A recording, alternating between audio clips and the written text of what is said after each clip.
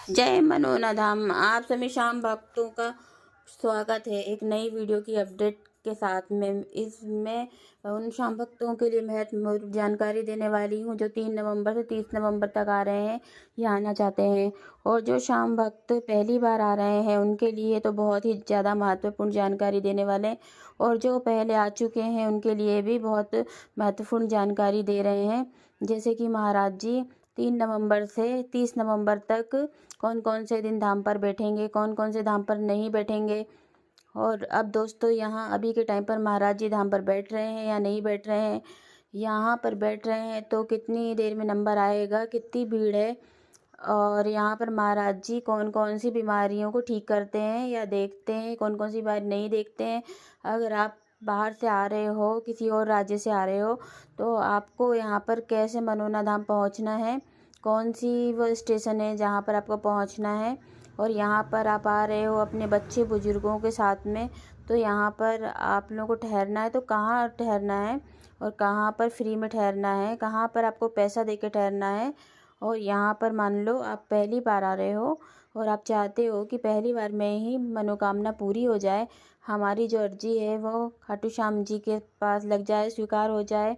यहाँ पर मान लो भीड़ का सामना ना करना पड़े, लाइन में कैसे लगना है जिससे आपको भीड़ का सामना ना करना पड़े।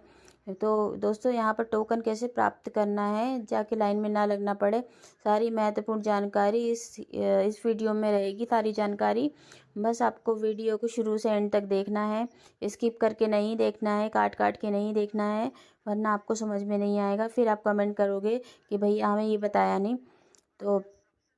तो सबसे पहले ये जान लेते हैं कि अभी के टाइम पर कितनी भीड़ है। देखो दोस्तों, अभी यहाँ महाराज जी बैठ रहे हैं या नहीं बैठ रहे हैं ये तो मैं आपको आगे जानकारी देंगे कब से कब तक बैठ रहे हैं।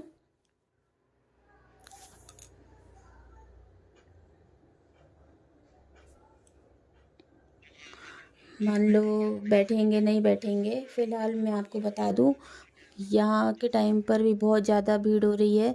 महाराज जी लगातार देखते हैं यहाँ पर, मान लो यहाँ पर लोग बहुत बहुत दूर से जब आते हैं, किसी का जन्मदिन हो गया, किसी का कुछ हो गया। अभी के टाइम पर यहाँ पर खाटू श्याम महाराज जी का जन्मदिन था तो उसके चलते हुए बहुत ज़्यादा भीड़ अभी चल रही है।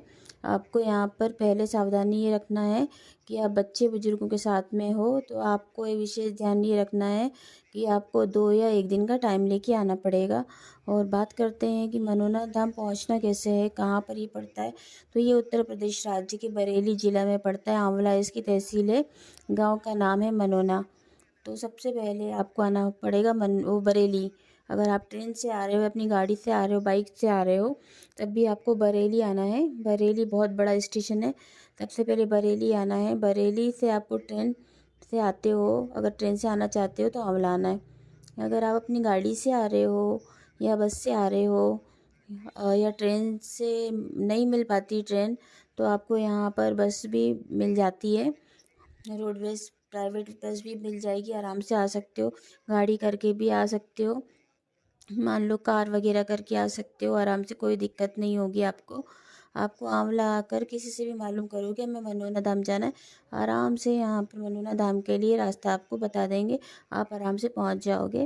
पहली बार हम बता दें कि जो ये रास्ता देख रहे हो सीधा मनोना धाम के लिए लगता है, बिसोली और बजीगंज रोड पर बीच में ये धाम मिलेगा आपको, आप धाम पर अब आराम से पहुंच जाओगे। पहला काम आपको ये करना है दोस्तों, बच्चे बुजुर्ग मरीज के साथ में आ रहे हो तो आपको विशेष ध्यान रखना है। यहाँ पर हाथ मुंह धोकर, अभी के टाइम पर स्नान नहीं कर पा रहे हो, ठंडों के दिन चल रहे, तो आपको हाथ मुंह धोकर सबसे पहले आके शाम जल की बोतल खरीदना है और प्रसाद खरीदना है। 51 रुपये से शुरू हो जाता है और 20 से 25 रुपये की शाम जल की बोतल मिल जाती है। अगर आप सुबह के में नहीं पहुंच पाते हो, आपको टारगेट करना है सुबह के पहुंच जाइए, ताकि आप एक ही दिन में दर्शन हो जाए आपके। एक दिन में मंदिर के दर्शन करना चाहते हो तो सुबह आप कितने भी टाइम, 4 बजे 5 बजे, कितने भी टाइम आप आ सकते हो, कोई दिक्कत नहीं है। आपको यहाँ पर एक दिन में आपको दर्शन हो जाएगा। बात करते हैं उसके बाद आप लोगों को क्या करना है, मंदिर पर पहले मंदिर के दर्शन करना है, विशेष ध्यान रखना है।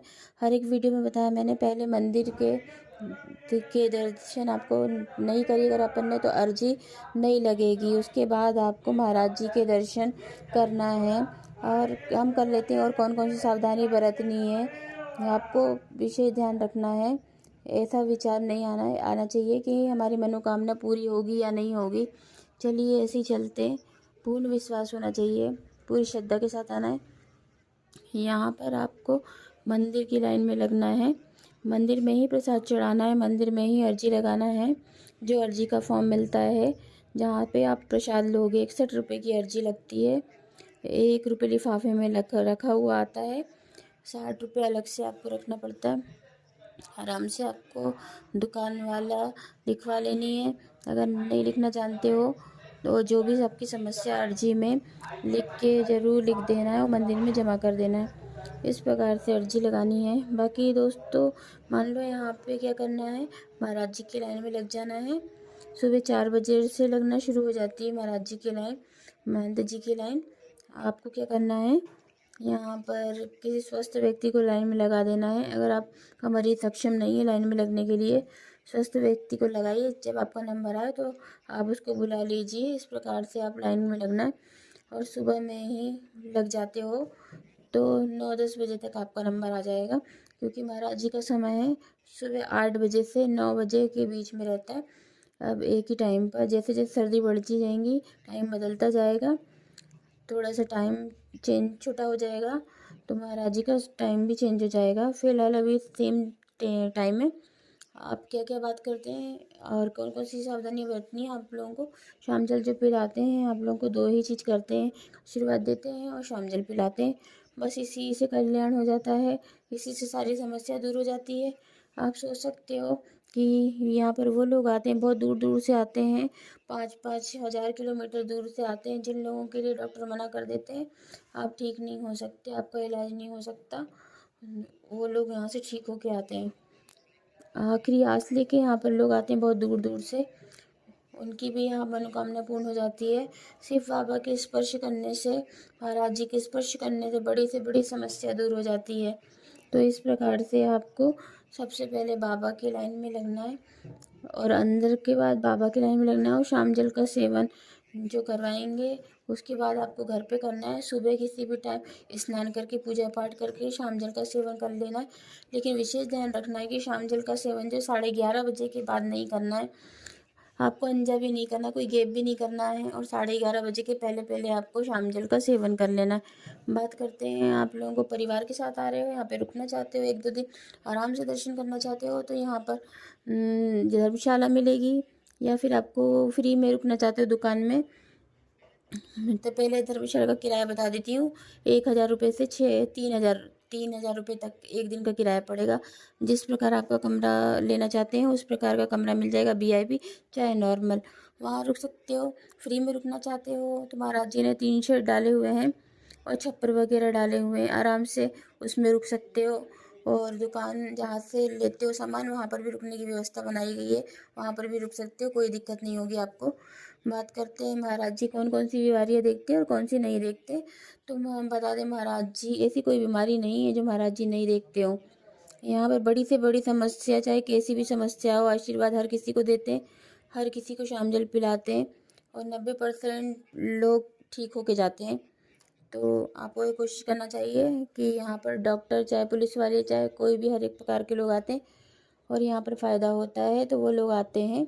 और हर एक धर्म के लोग आते हैं, यहाँ पर हिंदू, यहाँ मुस्लिम, सिख, ईसाई सब लोग आते हैं। जिसको फ़ायदा सबको फ़ायदा होता है, जिसको दिक्कत है वो सारे लोग आते हैं।